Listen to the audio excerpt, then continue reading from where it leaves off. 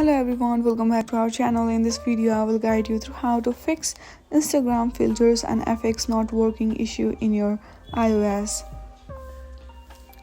To fix this issue, first of all open your app store and then search for Instagram on the top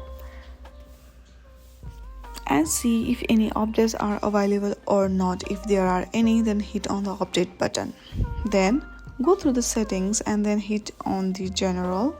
From here go through the iPhone storage and scroll down and then search for Instagram application.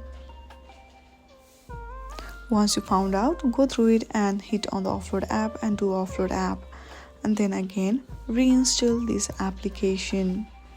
Once you reinstall it, all of your issue will be solved. I hope you like this video. If you like this video, then please do not forget to like and subscribe to our channel. Thank you for watching.